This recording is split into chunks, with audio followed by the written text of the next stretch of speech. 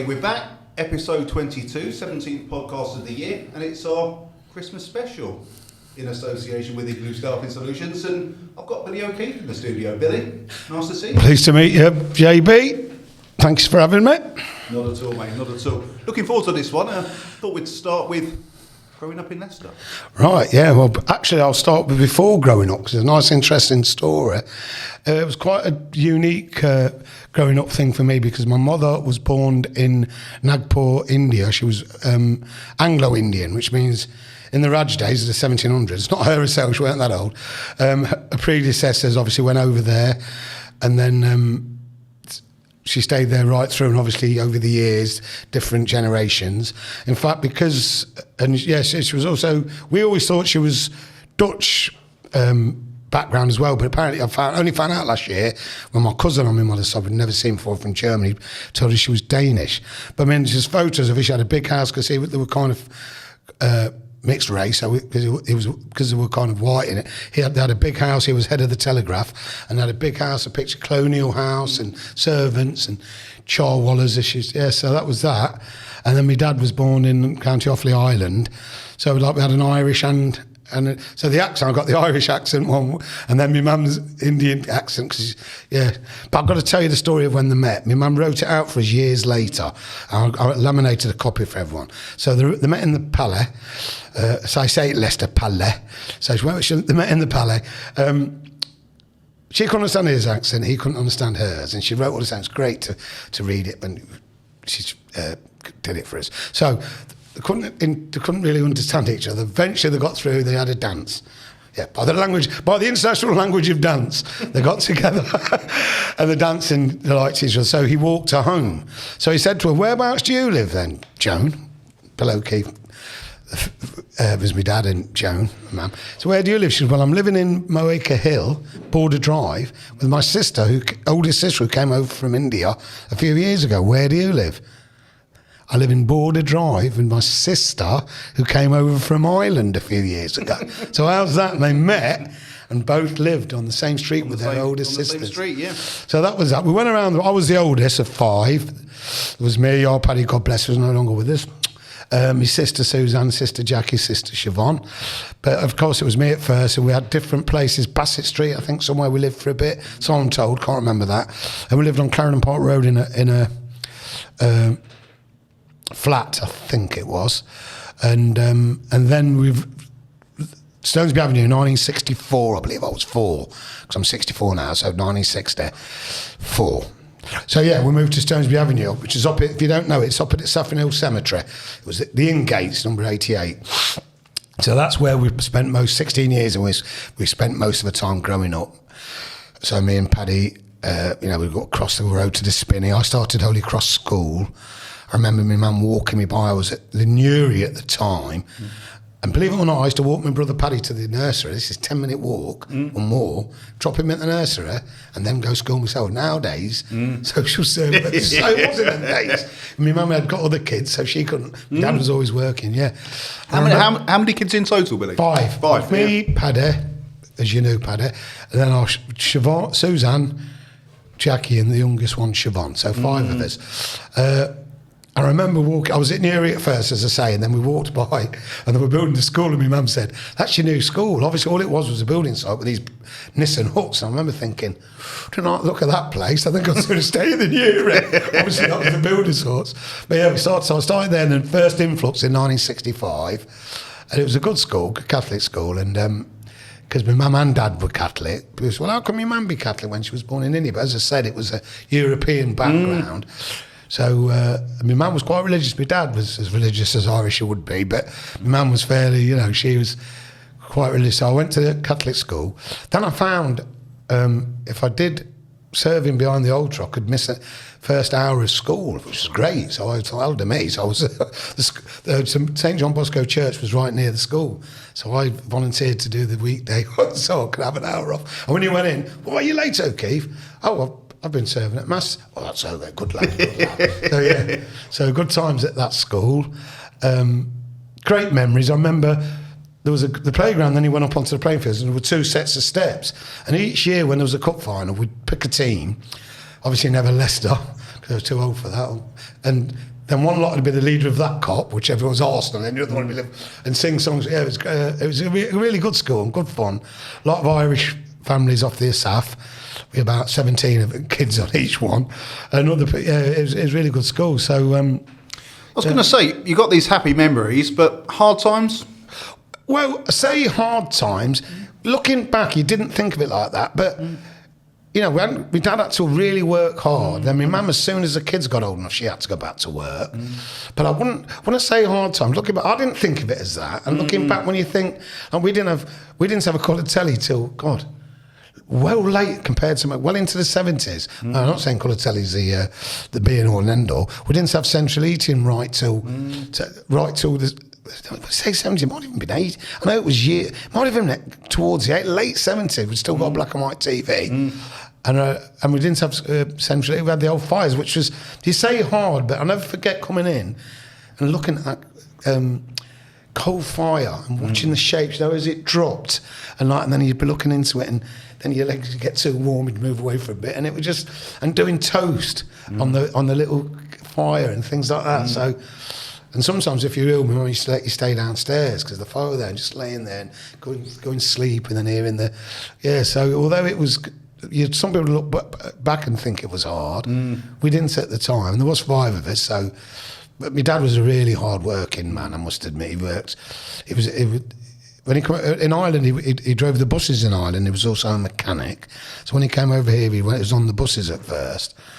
And he told me stories of where they used to stop, which is near the Paddy now.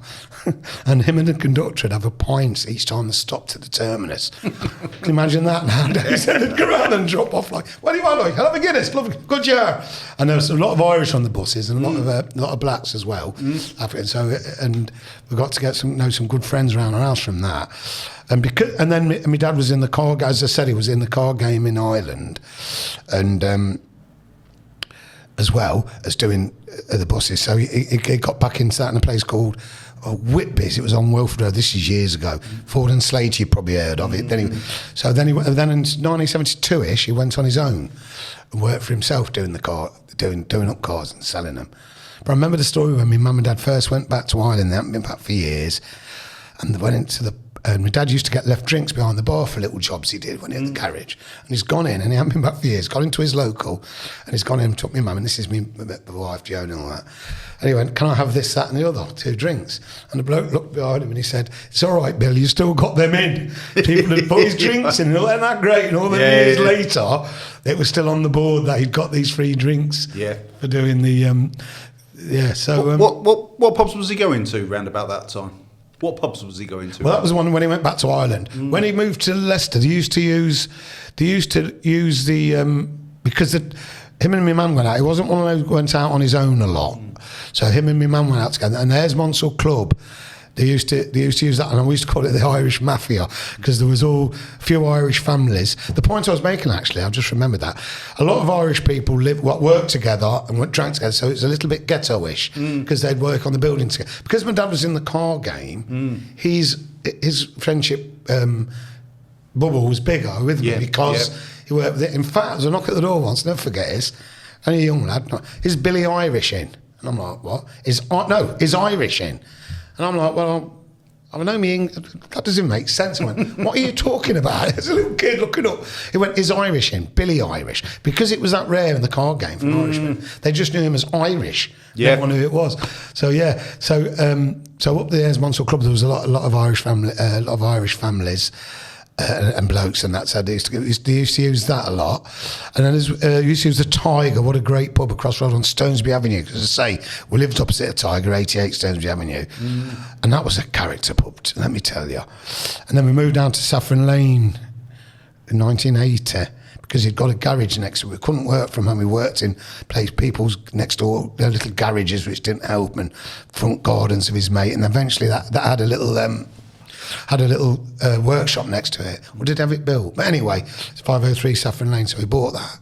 And he worked from there. Then we started using the City Arms, which is gone now. And then the Midland. Jeez, I could be here for 2 hours just on about the Midland. What a character pub. What a character pub. The bouncers were 2 big Alsatians, yeah. Yeah, that was a great old pub. So that was when I'm happy that way. As we got older, we had a drink with him, me and Paddy. We helped in the car game, but I absolutely hated it. Paddy loved it. And Paddy was a good car sprayer, and they could have had a lot of work with that because my dad, but Paddy'd rather, everyone who knows Paddy as you did, he'd rather have a bent penny than a straight pound. So he could have earned good money, but he wouldn't get out of bed, and it's Jesus Christ. So he could have earned good money just as a sprayer. It was really good. So my dad was good, and my dad had taught him, and yeah, but I just hated it. When did you leave school, Billy? So I left at 16 of English Martyrs. So I left that school at 12, English Martyrs. I'll just quickly tell you. So, big, handsome brute that I am now. In them days, I was skinny, slim, round national health classes, naggy elders, my mates used to call them, greasy hair, and I was fairly quiet in a way. So, my mum's bought me a see-through Mac. And instead of buying me either a kit bag or a satchel, no, she buys me a bleeding briefcase. I look like that Jacob Rees mug coming to English Martyrs on my birthday. So needless to say, the bullies all have a go at this lad. Now, I've been off the south, not that I'm a scrapper and never have been, but off the south, you're used to taking care of yourself. So first couple of days, this older lad's come up and said, I'll fetch the ball, because it used to be there used to be the playground, then it slanted down, if you know English Martyrs, into the playing field, and the ball had gone down. We were all playing it then. So I couldn't get it. And what do you mean? That's your ball, not mine. Yeah, but I've told you to fetch it. Well, I've told you I'm not. You get it yourself. And he grabbed me by the old private. So what he did, as you were told to do from off the south. So I gave him a couple of days. That was the end of that. It got stopped, and that was that. I thought, anyway, the older bloke, who do you think you are? Do you think you're some tough? And I said, well, no, I'll just stick it on to myself. So, anyway, a couple of months later, some other lad used to bully everyone, and he started on me. But I built myself up because he kept bullying me every day. And I had a word with mum and dad, and we'll find out who it is. My mum's like, we'll report it to the headmaster. I thought, no, we're not doing that. Anyway, he started on me, and unfortunately, he copped it a bit, and I thought, hey. And then the older ones, he's a bully, he's a good lad. And the older one, I thought, this is all right. If you fight the older ones, you can't lose. If you win, you win. If you lose, then well, not long later, this big lad, big Irish lad. So he started on me, so I gave him the best one I could. Took my glasses off, thinking, here we go again. And that's pretty much all I remember. Bang, bang. Like an humming bird. I ended up, thank God that the against the wall that I used to leave all the bags, and that cushioned my fall somewhat. And then we got pulled in front of the headmaster. Anyway, on the way out, I'll see you later. I'm like, oh. Anyway, on the way down the big hill to the boy, he pulled up and he pulled me, right, do you want to carry this on? And I was like, in the back of my mind, really? No, I really don't want to. And I was like, well, why don't we just shake hands and leave it at that? And he was like, well, go on then. I'm like, oh, thank God for that. Lucky for you. So, yeah, so that way it was, and I got a little bit of kind of respect. I don't mean it like that, but because I was this little specky lad at school and I'd stuck up for myself, it was simple as that. And then that gave me a little bit of confidence. And another change in my life I noticed when I was 12, I can't remember when it was, but I made a joke somewhere or made someone laugh, and I remember them all laughing, either the class, or it might have even been at home or somewhere, or playing football or something. But I always remember people laughing, and I thought, you know what, I like this. I would just like to say a massive thank you to everybody who watches and supports this podcast, and in particular to our sponsors. Our main sponsor, Igloo Staffing Solutions, and our IT sponsor, Whiteski Digital. Don't forget, if you enjoyed this podcast, hit like, leave a comment, and do not forget to subscribe. Now let's crack on with the content. Yeah, and I thought, and that's when I started having a laugh. And unfortunately, it carried on into the classes, because my thing was, when people said something, making a joke about it, which I still do to this day, working on what people say, and I just couldn't help myself, almost like a Tourette's. And of course, great for the schoolmates, but not so good for the teachers. Yeah. So I was always in trouble for disrupting the class, although there was never nasty stuff. I remember one woman teacher locked herself in the broom come and the stationery come and had a bit of a breakdown, I think. So I had to move down to French for the next year down because it was a male teacher. But yeah, so but I was quite clever at school, but I messed around. I remember Mr. Brennan, God bless him. I only found out died a few years ago, a couple of years. I thought it was 96, and I took it for granted. And he pulled me in and said, "O'Keefe, you're a clever lad, but you mess around. You don't try hard. If you did," he said, "no one will remember. It's all right, you having a laugh, but when they've got their jobs and you, they won't think of you then. So think of yourself." But I listened a bit. But Did you enjoy school, would you say, Billy? I enjoyed it, but I was quite happy to skive off as well if I didn't fancy it. I mean, sometimes I'd get the bus into town, then up to English Martyrs, and sometimes I'd have every intention of going to school. I'd stand up to get off the bus and then go, sit back down, round the corner, back into town, in Thomas's or in Soundpad. Yeah. I'll come inside the bit where the music come into things about that time. But yeah, talking of that now, I mention it, I will mention, I've not even looked at my list yet. So, you could play an instrument at school. I thought, great, and you missed out on maths because it was the hour that you did the music. I thought, I'll have some of that. And I played the piano a little bit. I'd had piano lessons. So I said, oh no, can I have piano or guitar? I said, no, you can either play woodwind or brass. So I thought, what's the sexiest instrument? I said, well, then black and white films when you're a kid, it's always the trumpeter. You get that one, but I thought, yeah, I'll do that. So I played the trumpet. I got okay at it, and they just let you go in at dinner time and practice. Well, I'll just sit messing around in there. But one day I decided to play the last post out the window, and everyone stopped in the playground. So that was my dinner time practice. It stopped. So that went on from there. And then when I was 14, my dad's mate brought me a guitar back for my 14th birthday, and I never turned back from that. I just loved the guitar. Stopped having the piano lessons, and the bloke didn't want me to. He'd rang me mum and dad and said, "Oh, you must get him. He's got a bit of a natural thing for it." But the guitar, I just loved it, and to this day, I've come into that further. I've played in bands. But yeah, I think I did enjoy school. And one thing I feel that really helped was it's good with the Catholic schools. Both Holy Cross and English Martyrs were mixed, so you got used to having girls as friends as opposed to, as opposed to just like, I know friends of mine where they go to boys' school. So when they try to talk to girls, it's, "Oh, you're beautiful, you're a mogul," and all that. That's the only way they can speak to them. Whereas we had friends that, obviously, as you're growing up, and so yeah, I enjoyed some of it. I enjoyed the fun part of it, but I was. I mean, there's a couple of things there, Billy. With the music, and with making people laugh, a little bit of comedy. At that particular stage, I suppose you're too young to think of doing it, not professionally, but doing it seriously. Yeah. Well, in them days, it was not nowadays. You go into any house of any young kid, there's a guitar floating about. Everyone plays a guitar. Everyone can play Wonderwall. That's why I hate that song. My missus will look round at me, not Wonderwall. So everyone, because I've just take his coat. Yeah, of course, yeah.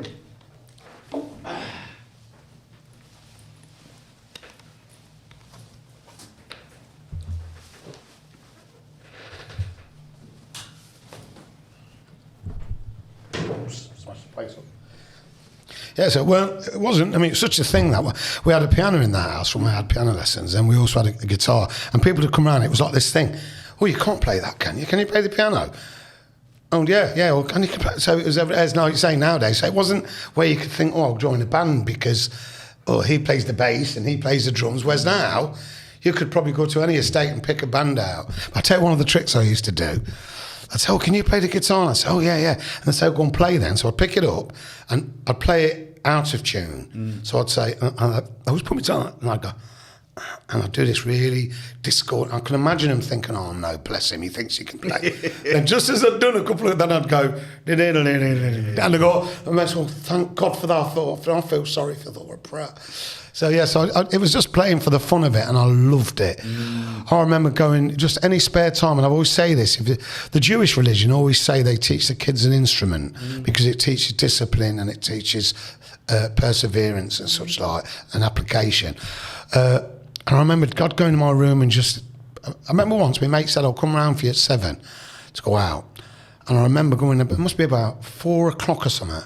And there I am, and I've got little, them little tape things where you had to press, and I'm taping little bits and bobs and messing around. Next minute, knock at the door. It's my mate. It's like 7 o'clock, and I'm like, God, it felt like 20 minutes.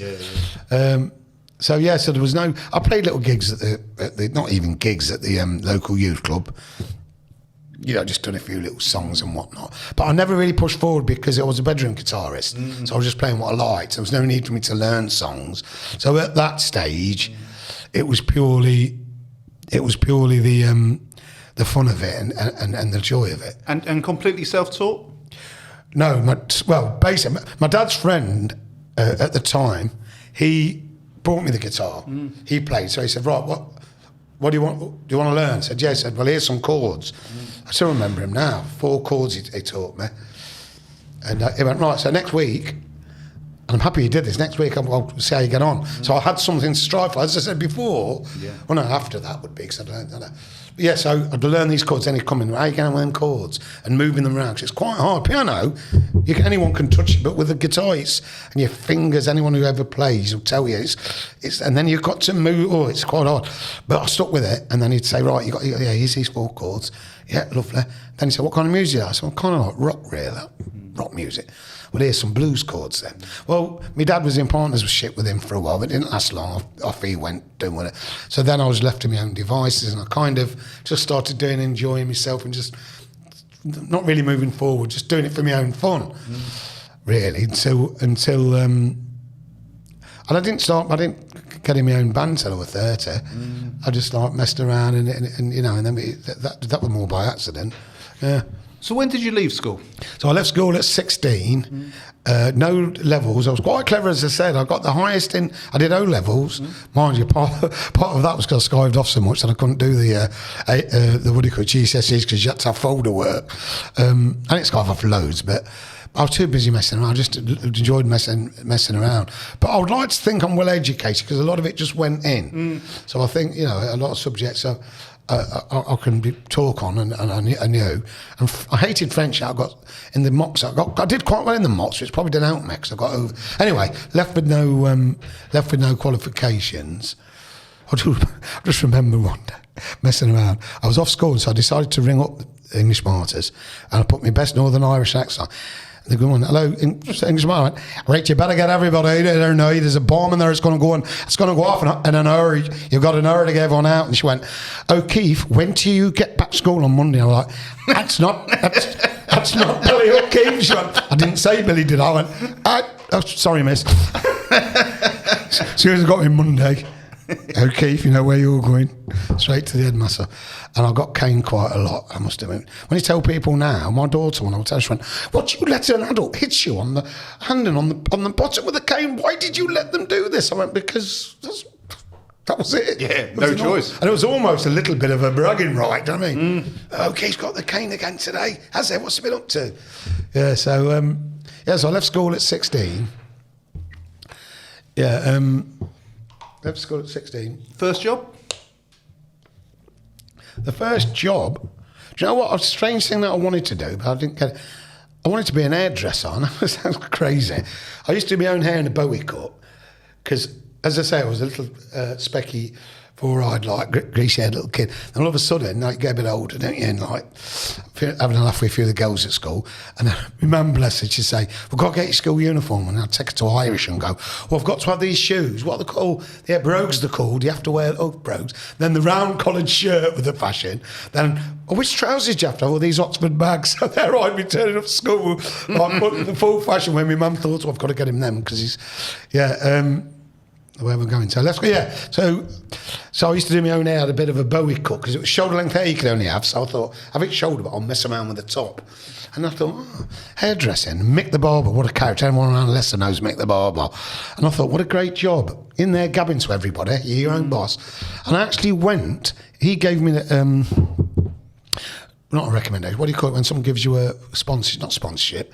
I was going to a job in town, and he gave me wrote me a reference. Oh, right, yeah. Yeah, so, and it was a woman and men's hairdressers. And I went to see the bloke, all my suit and tie on and that. And he went, you know what, you really gave me a quandary. I was not expecting them. He said, you really made me think. He said, anyway, thanks for... Anyway, actually rang me and said, listen, I've decided to not go with you. He said, but please carry on. I hope you... But I didn't. I thought, that's no good. So I got a job, and I can't remember how I got it. It was a bookbinding apprenticeship at someone, William Cross. And it's at the bottom of... coming from the clock tower, Churchgate. It was just as you go. It's still an old building there now, but it's not. And that was an apprentice. It was bookbinding, doing gold leafing. It was quite. Looking back, it was a good job if I'd have kept it. But again, I was only young. It was almost like Dickensian. There was a lad about 20 odd, but he had a real illness. He was hardly ever there. Then the next people would be 30, which sounds young now, but to me, so I was this young kid, and it was like all presses that you did. It was really archaic. It was okay, but I didn't really take to that, so I left that. And then I just bummed around doing warehouse jobs. Were easy to get up. So I did a couple of warehouse jobs. I remember one. It was a knitwear job, and I was right miserable old bloke, and he used to have his scissors and tape, and he loved his scissors and tape. Now and then I didn't really use that. I used to just do all this. So now and then I'd have to borrow his scissors and tape. Anyway, I got sacked or left or whatever. And he went, well, you got that scissors and tape yet? And he always moaned, you out last night, that's all you youngins do, you're right miserable yet. Anyway, I got sacked, so I went in to get my coat, and I looked, and there's his tape and scissors. I thought, right, got his scissors. Loads and loads of that brown tape. Then I hid him underneath his desk. And anyway, that was that. And about a month later, this lad called Kev who worked there, and he told me we were laughing. So we went absolutely ballistic. If I ever see that little kid, I'll punch his head off. Yeah, so I'd kind of just drifted from these jobs. And going out in the town, or? Well, 14. At my age, at our age, in the 70s, I'd got a deep voice by the time I was 14 and a little bit of a moustache. Like a football game, 11 aside it was. But if you in them days in the town, as long as you weren't actually an idiot, and the way it was brought up, I think it was a good rite of passage, because you go to your local pub, like the Tiger or the Midland. It was the Tiger for me, because I lived across the road. And the older lads were like the police, if you will. So if you come to Johnny Big Potatoes, they were like, oi. Yeah. And you didn't mess, so you learnt to behave. The gaffer then knew that whereas now a lot of the pubs, the young gobshites run them, don't they? So in that day you behaved because you didn't want to smack off him. I won't mention any names. A lot of them I still see today, friends of mine, and some of them they'll say, I'm 64, they're older than me, but you still wouldn't want to punch in the ear off them. But you learn to behave and respect your elders. I had a few more than though. So then it went to when he went uptown, you were already got that way of behaving yourself. So yeah, I used to go in the Tavern in the town.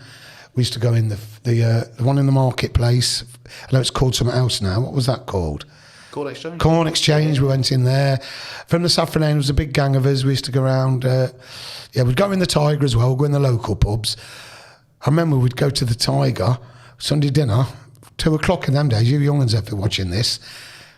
2:00 on 12 till 2 on a Sunday, then 7 till 10:30. And in the week it was only 10:30, 11 till 2:30. Then it was 5 or 5 or 6, and then we'd go in for his dinner, and then back out at 4 and play football until time to go back in the pub. Yeah, good days. 30 aside or whatever. So yes, I started going around the town by then.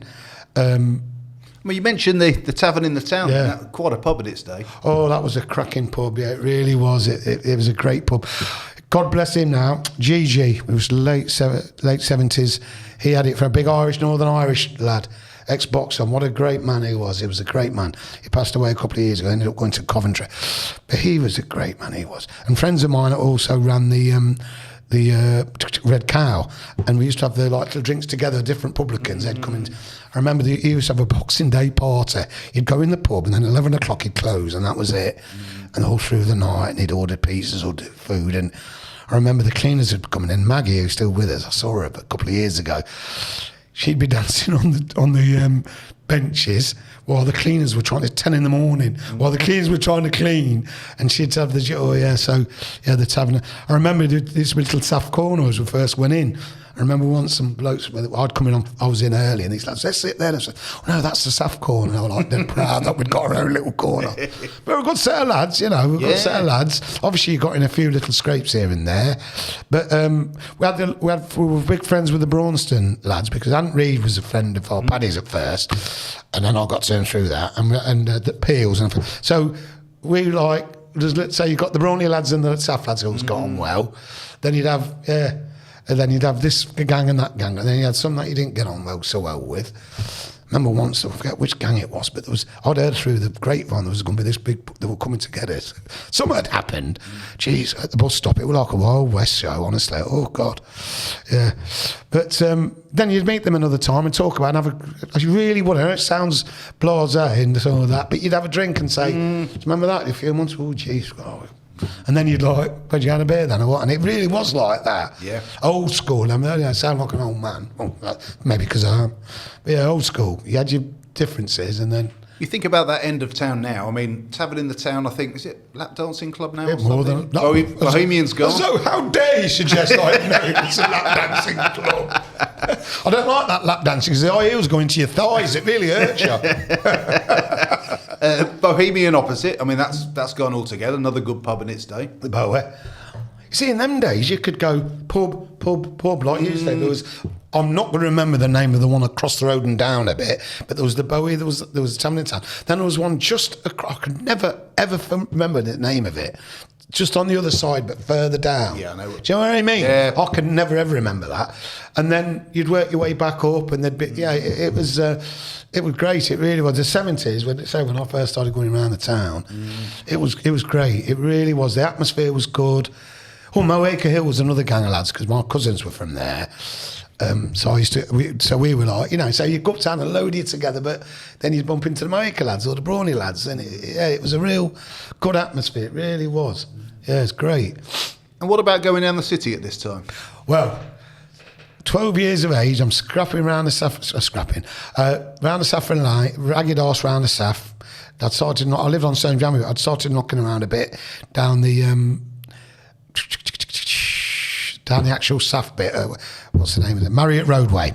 A few of the lads and that. And there was a lad called Muzz, God bless him. I bet you might remember Muzz Murray from the football. He passed away a couple of 3 years ago. Great lad.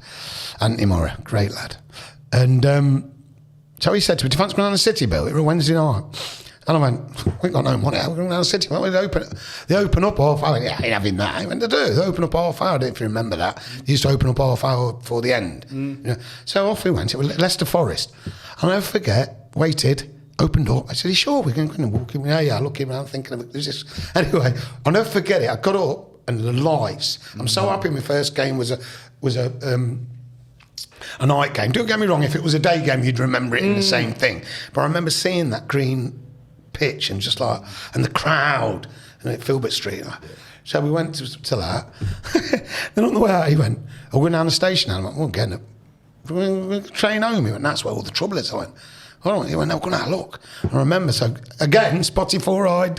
So I'm standing down there watching this trouble, which there was loads of.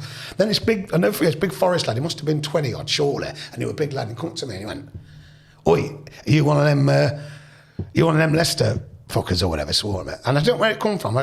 This accent come, and I just looked at him and I went, no, I fucking ain't. And why it was Cockney accent, I'll never know to this day. So I just went, no, I've always been good at accents, I'm good at names. So I went, no, I fucking ain't. And he went, looking up at him and he went, that's all right then. You know, with the silks, we used to have the silk scarves. Yeah. And he walked off and I thought, I still to this day don't know why, but I thought, well, at least I got away with that. And funny enough, never had any trouble. I never got involved in the trouble kind of. I used to watch it from afar now and then. And it was in the 70s. It was quite brutal. There were none of this, like shirts and all that, like an organised. It was just coordinated. Around there, where they used to have near the canal, they used to have the coaches and all. I remember someone reckons I made this up, but Clockwork Orange was the film, and had a Leicester gang called the Clockwork Orange. Clockwork Lemon. I remember going down, was the leader of it, I didn't know any of the names. I remember he just ran across straight to the away and just threw himself in, oh, you bleeder. And coins going, oh, God. Yeah. But then I started going from then, and then I started going, asking me, it was 20 pence to get into the Popular, 20 pence. And I started going then quite regular for getting money off my mum and dad. And so then I started going in the 70s quite a bit, and great times. I mean, in the cop standing up, there was a Saff, Pen 2 was like the Saff end, because there was a lad, I think his name was Ivan, and he had a bloke standing on each bit, like not letting you climb over into the other bits and whatever. And so that was the Saff bit at the corner of Pen 2. And then the atmosphere was just great. And I remember Frankie Werther was my hero. Absolute, my hero in football, which I always say George Best and Jimi Hendrix were my two heroes. Unfortunately, I played football like Jimi Hendrix and guitar like George Best. But Leicester player, Werther. Yeah. Vardy's pushing, but Werther was just the way he was, Frankie. And I remember Newcastle, I went with my brother-in-law, I mentioned him earlier, Mark Porter. And I think he scored 3 or 2 or something. Mark would remember it because his memory's unreal. And he kind of come into, he scored and gone into the crowd. Walsh used to do it later on. And, we kind of celebrated with him and things like that. And it was just great. We went to Charlton away once when it was just the old ground. It was just one big mass of people. And I mean, don't get me wrong, the facilities, the toilets at Old Phil Street, water dripping on your head. And when he put your life in your hands. If you scored, you're all over the place. But I don't know. It sounded like an old fart. That atmosphere in the Filbert Street and standing, I don't know if you can replicate that. There's very few times in the new stand. There's been the odd game, European games, whatever. But I don't think there's something about Filbert Street and all the old grounds. Yeah. I think there's a slight lack of soul to the new ones. But yeah, so then I started going to the football. When I was 12, it was the first time I started going football. I started playing the trumpet. So that was 12. So I was and I first got into this kind of jokey thing, although in any great organised way. So that was 12 was quite a kind of pivotal time for me, really, because sounds like on Piers Morgan's life stories here, but music, football, and it's the 3 things that have been quite a big thing in my life, So tell us about the comedy, Billy. Right, the comedy. Don't tell me your joke, because then you'll think, I thought you said comedy. You know what's hard? I do remember. So I'd go in the pubs and have a Mickey take, for a laugh and that. And I used to go in the Union quite a lot. And if you know the Union there on Middleton Street. And a lad, God bless him, Andy Richo, he used to run the market team, market trader. So the lads would come in after the game, Market FC. And there was a lad called Nino, he was an Italian lad. So when they come in, I'd just have hey, Nino, hey, brilliant. And then some of the others, I can't remember what. So I just started taking the mick out of them, and they used to come over, hey, up, Billy, how's it going, and all that. Anyway, one day, Richo says, we're having a presentation night down at remember, they'll change the names of the pubs, don't they? Next to the Market Tavern. Saracen's Head it was at the time. He said, we're having a do up there. Do you fancy doing some comedy? I went, I don't do comedy. I just, but you come in here and make us laugh everywhere. Yeah, but that's just off the cuff kind of thing. So he went, well, come on, I'll give you a tenner and get you a few beers. That was my first illustrious gig, £10 a few beers. Well, I'll tell you what, JB, I went out at 5:30 and I was mashing them down and I still felt as nervous as you like. But what I did earlier, I thought, I can't just go in, this is all off my own bat, I thought, I can't just go in blind. So I thought, right, I'll do something about that. More market traders, I'll do something about that. One of the jokes was, I always remember, I say, look, there's a buffet out now, but if you're going to get it, always get it from the front, because that's where they put the best stuff, like the market stuff. Yeah. And I remember it was Nino's birthday as well on the day. And I said, oh, Nino, it's your birthday, come up. I said, and as he would come up, I said, his mum and dad, he's in the markets, but his mum and dad wanted him to be a policeman. That's why they named him Nino, and that just, and so it went down quite well, I must admit. So I was quite happy with that. And then someone asked me, they were doing a strip show, and they'd been asked a comedian, an ordered comedian, he wanted 100 quid or whatever it was. Forget how much I got. He said, would you do it? I went, well, yeah, again, I don't really do it. But I said, well, I did that last one, that was all right. So then I just worked out a few bits and bobs. And then I done a strip show. I thought a name for myself, so I thought strip show. I thought Billy Boy Blue. So you go on first. How do strip shows work? You go on first, do your bit of a spiel. Then the girls come on. Then you come on the second time, and then sometimes. Now, when you first go on, hey, Billy's here, great stuff. Once they've seen the girls there, they don't want to see you. There's a square work, there's a different sort kind of, they want to see then, and it ain't me. So the second spot's it, and the rest of it's, but it's, you're just going on between that, and you just, and it's a good grounding, because it's cold faced, get off and get the girls back on. And so that was that. So then I just used to get asked to do that. And so I did that. And then I got asked to do things like, I'd get asked to just a pub and say, oh, by the way, my mate was going out with a guy who ran the one of the football lads as well, and he used to what's it called down there, Robert Peel, and his girlfriend said, well, do you want to do a bit here? So I went and did a bit there, and that went all right. Yeah, that went quite well.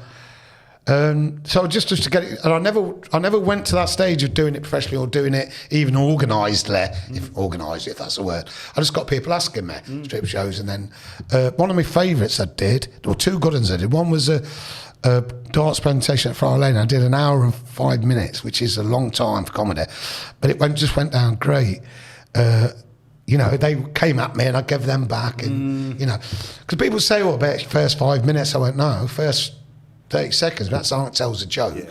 If your first one works, you feel a bit, and if it doesn't, so then the second one works, then you're like, come on then, well, that's some of this.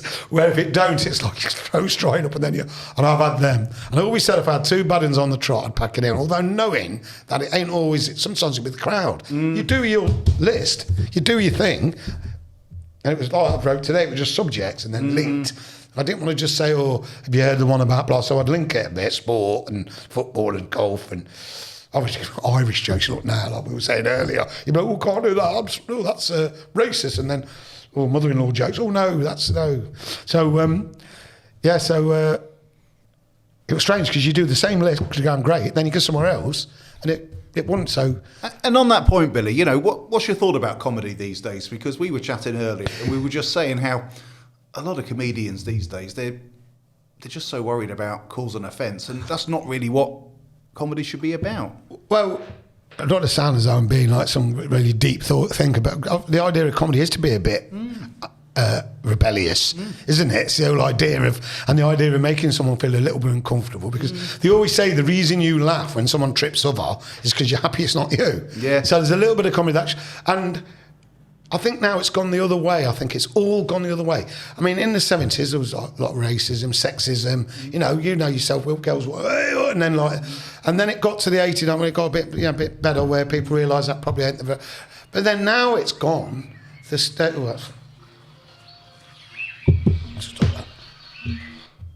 That's me tablets. I have to take my tablets here. I'm an old man now, you see. Got to take my blood thinners and me beta blocker. So yeah, I think now it's so hard for comedians because they've got to be so careful of what they say, and even though in some of the most innocuous things now for this woke situation, and like I was saying earlier, I did 10 minutes for my mate Ben Ennis, right Ben, and I've still got an old folder with all my old routines. I just kept them for just the sake of it, not for any real reason. And I look back and think, bloody hell, like you said, the Friar Lane one. I did the referees do once as well. Referees Association do that for over an hour. And I've got that videoed somewhere. And then I looked through it and I was like, right, and got to do 10 minutes. What should we do? Look through the whole thing. I'm like, no, definitely not. Although none of it was particularly what you'd call offensive. We just, could you do it now? So I think the state of comedy now, I think stand-up especially, and when I go and see some stand-up now, it's like almost, it's all this formulaic, like, talking about what happens, what's the word, observational. Sometimes I forget to be funny or political, where it's all political stuff, but then forget that you are actually supposed to be funny. No, not that I'm putting myself up with any great comedian, let me just say, and I've not done it professionally or anything, although I do comparing as well, which I can allow myself then to do a little bit without feeling under pressure. But yeah, I think the state of, in fact, I think the best comedy probably nowadays is presenters. I think that Lee Mack, who does, it's on tonight actually, the 1% show, his way of, I mean, he's so quick. Bradley Walsh, who does The Chase, I love quizzes anyways, you can probably tell from that. I think that's probably a safe, but they can have a laugh and take the mickey, but in their own way. And then I think character-driven comedy, where they can be a bit, well, I'm taking the mickey out of it, so as in Alan Partridge and whatever, but he can be a bit offensive in that because he's supposed to be this like hapless fool. So so I think that's the only time and most people do like stuff like that and The Office. So I think that's the only places where it really works, I think. I'm glad you mentioned The Office. I was watching Ricky Gervais on that podcast with Carragher and Neville and Keane the other day, and they were sort of saying, you know, you've got him. It's a good job we got him, really, because he's too big to be cancelled, really, you know. if he was cancelled, he doesn't care, does he? That's it. That's it. He's got to that stage. That's got to that stage where he's not really bothered, is he? He's like, it's made his career, and he's good at what he does. I mean, we always have the argument, David Brent or Alan Partridge. Partridge for me, but that character-based comedy, it's great. And like you say, I've never been to his stand-up shows, but I've saw it, and it's like, yeah, he's still got that edge. We've got the Scotch lad, I always forget his name, Frankie, but oh God. And I think that's a different thing with him. I used to have a late night show on, and I used to sit there, look at it thinking, did I just hit it? That's it. Yeah, he certainly don't care, but yeah. I certainly say starting out now. I mean, I don't do it much now at all. But I could say if I was starting to do it now, I don't think I would, because I know, like you say, when I used to do it, because strip shows, now, obviously there were no one there waiting with a pen and pencil listening to you to see if they could pull you up on something. But yeah, I think if you tried to do it now, I don't think it'd work. I really don't. Well, we've had some good memories there, Billy. You know, the comedy, the football, growing up in Leicester. But what about some of the harder times you've been through? Well, my daughters, I've got a son, William, or Will, and a daughter, Colin. He's an accountant, and my daughter, she's had mental health problems. Like, she's dealt with it excellently, but she's had some quite serious mental health problems. But she's rallied through it well. She does a lot of activities, and because she's quite well when she's well, she actually helps to run a lot of them now, and her mother. It's all people say, oh, it's good to talk, it's okay not to be okay. It's so true, as my daughter can testify, and there's a lot of help out there. I must say, on my soapbox, the Met Centre were a great thing she used to use. That's closed down for funding, yet they make these silly bike lanes and whatever, money spent in the wrong area. The other thing, the reason I mention this, not looking for sympathy or attention, but if you feel there's anything wrong, get yourself down there and get it checked. What's the worst can happen? If you're safe, you can feel relaxed that there's nothing wrong. And if unfortunately something is there, you're on it. So yeah, those were two hard times. And you mentioned Paddy there. Yeah. Tell us about Paddy. Oh, tell you about Paddy right then. How much tape you got in this? Paddy was just different class, and anyone who'd known would know. Lovable rogue. I mean, the things he got up to. Like some people, if you explain it and they didn't know him, they'd think, but he was just right from the early age. Paddy never had that gene of giving a damn. I'll use the word give a damn, there's probably a better word. He never had that. Paddy just lived his life, like a whirlwind. He did what he fancied, this, that and the other. He had no real regard for whether it was going to get him in trouble or not. He just did it. I mean, he was 4, I was 5. We're not supposed to cross the road, we're on the front. Paddy told me he's going. Thank God I went to grass him up. You can't go across the road and you got hit by a car. He was in hospital for weeks.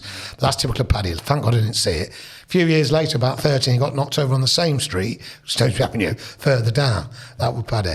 Then he was left, as you may know, he was left by, bless her, Josie, with 3 kids. Jed and Chessie, and we've since lost Jed. So he was left bringing them up alone. Not saying that makes excuse for anything, but like, he got into what he got into, and bless him. But it was such a fun, loving lad. And everywhere I go, sometimes I've had people walk up to me in the pub. I'm like, hey, what's up, mate? I've got, you're Paddy's brother. You don't know me, and talk about him. And it was just so funny. It was just a great lad.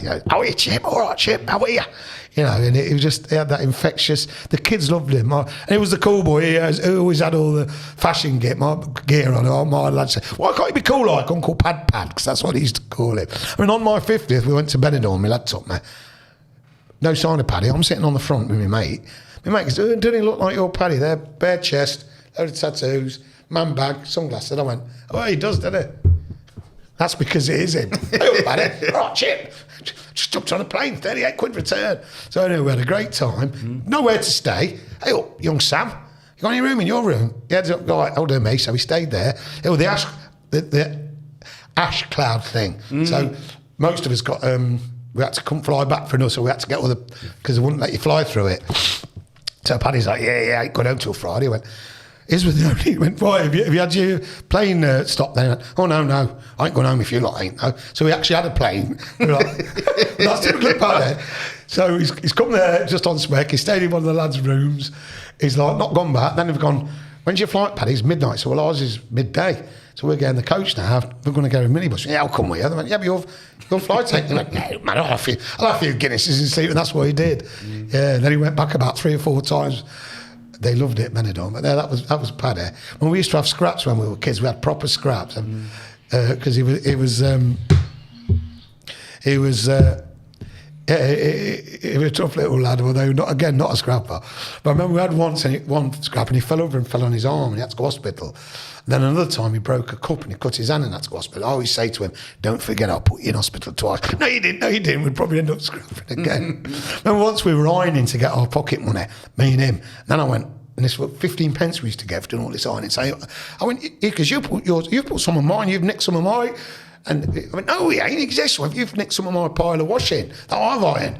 And we had to scrap about it. We're all going all over the place. And I've got it now. My mum's coming back. And he's going, yeah. Anyway, he's walked out. He's come back in. And he's turned like that to me. He put his hand out. And shook his hand. He went, got some folded up to do it with Chip. I went, he always called me Chip. And I always called him Chip. I went, yeah, it looks like it. And then on we went, got on with it, But yeah, yeah, he was a great lad, Paddy was, yeah. I was going to say, safe to say he's left a big hole in a lot of people, yeah. I mean, he was the only man I know who's late for his own bloody funeral. He actually was, for one reason or another. And then luckily he's a friend of ours, Paul Pender. And we've one thing and another. And then he's with my old mate Andy Mackey. Do you know Andy Mackey? No. Yeah, he plays the bagpipes. Well, we'd had some Irish bagpipe, and he said, "I'm about dead, but it's half hour late. So I've been playing for half hour." He said, and he always said to me, "Old man, you say, oh, you're Paddy, you'd be late for your own funeral." And yes, it was. And what a day that was. It just shows you how it's got to be 1,000 people, and it was a real party atmosphere, proper old Paddy Irish funeral it was. Jameson's on a big thing of Jameson's for everybody. And there's a girl, I can't remember her name now, she's my mate Mix, a black girl, she's a lovely girl. And she come up to me at the end of the night, she went, I don't get out often very, Billy, but I've really enjoyed it today. So in that case, our job is done. This is what it's for. It's a celebration of life. That's what Paddy was like, And so, but like I said, if I could start now and go on, I could fill 5 podcasts about him. But he was a great lad. And I will say before, horrible year. I lost Paddy on the June, I think 7 years ago now. Then I lost my best mate Bunner Harding it's only just gone his anniversary now in the November. So I lost my brother and my best mate within the same 6 months. That was a bit of a shit year, that is. I remember them both so fondly. Like Bunner, he was another one. Anyone who knows him, Bunner Harding, wasn't really well known town guy, but a local lad. He was just so funny. Such a great lad, brilliant, great. So happy memories. What's your opinion of Leicester these days, Billy? Leicester City or the football or the place? The place. Well, compared to as we touched on earlier, the 70s and 80s and even early 90s, such a great place. In the 70s, it was such fun. Everywhere the pubs were vibrant. There was trouble in that, and when there was trouble, there was 1 or 2 characters around the town. I think 1 or 2 of your podcasters have mentioned that. I know Johnny Strong was on about some of the old characters and whatever. And Johnny Reagan, of course. But it was like I said, we knew people from different estates and that when we knocked around and we had real good fun. Then now it's like, you come now, it's like all the shops are empty and boarded up. Bless them, there's a lot of homeless people. Who knows the story? I spoke to them when I'm window cleaning the town, but even then I see people fighting at 8 in the morning and screaming and shouting. But then I've talked to some lads and told me the story, like, I'm doing the windows. So, there's one lad, can I do, here's a job. And he could do the windows. And name was Billy as well. And I see him now and I go, hey, Billy. His missus split up with him and chucked him out. And, so we've all got... But I just think, with it, whether it's the high rates they have, that all the shops are empty and then a lot of the homeless and whatever, it's just... You don't feel as safe as well around some of the quiet street. You think, oh, you're bleeding, And I know a lot of people that don't go uptown at all now. They just will. Even people of my age and younger, they're just, So it's such... I mean, I still like the old... I call them shit and sawdust pubs. The people who run these pubs who know I don't mean it like that. Market Tavern, great pub, proper people. The Fountain, best pint of Guinness, by the way, in Leicester. Forget about O'Neill's, which is good, brilliant. So we are like those kind of pubs because you've got like-minded people and you don't really get much trouble. Although you think, it's a bit of a rough pub, but because it kind of like slightly polices itself, like we were saying earlier. So when we go uptown, and the missus, she don't mind, she likes those pubs. So, but it's a pity when you see when you walk through Leicester and you see what it's like now, it's just. And Nottingham, I've got some friends in Nottingham. We go there sometimes, and that's got a proper big city feel, and it's vibrant still. I've not been for a few years, but so yeah, it's a pity really, because I've got great memories of it in the 70s and 80s. You know. Safe to say Salisbury's let the city down? Well, I'm not a particularly political animal, but some of the things, like we said earlier, now I know some of it's central government and it's not, but some of the things that get, I mean, I've got friends on the market. They were told to move. You're going to move back. Next minute, they're going to make it this open air thing. Well, they've been told they're moving for so long, and it's very cramped where they are. It's good though, but it's very cramped. Now, apparently, they're going to take them back, but apparently someone will say it's only the fruit and veg. Those that do non-food are not being allowed back, apparently. Then there's this bloody, the roads, this traffic bike lanes with the big sleepers. When they first put it, I couldn't get out of my street, so I had to go in I mean, what's all that? Yeah, my daughter's, I say, a lot of the mental health facilities, which they do, they're so good. There's Strides, which I must mention, which is great. I'll be there next week with my guitar for me sins. It's a Christmas do, so I will have a bit of grub, play for me supper. My daughter and her mum helped to run some of the other week up Queen of India to help for funds to it. Now, you shouldn't have to do that. And the Met Centre was great. They did a lot of things there. That's closed. They stopped that for lack of funding. And then they'll put money into stupid things like that, you know. So I just think the priorities are wrong. Yeah, I really do think the priorities are wrong. Yeah. Well, Billy, we're going to pause there for half time because we're nearly on the hour. But I think we're definitely going to get you back for a part two. It would be a pleasure. I've only done 2 lines from the script. You kept reminding me of things. So we definitely get you back in for that second part. Yeah, okay. I'd really. And can I just say what an honour it is to be asked, John Justin, sorry, JB. I should remember that. I'm better with letters and remembering names. Yeah, thanks. It's an honour. I really, really enjoyed it, and I've enjoyed watching them. I didn't even know what they were. I had kind of an idea. I had to ask my lad, how do you go on them? And I watched Colville Daz's, Johnny Strong's and Johnny Reagan's. I'm going to watch some of the other lads that are on, Chris Poplar. And I thought I'd just watch it through to quickly just, see what they're about. But I ended up watching, and this has flew by, this ad. Yeah.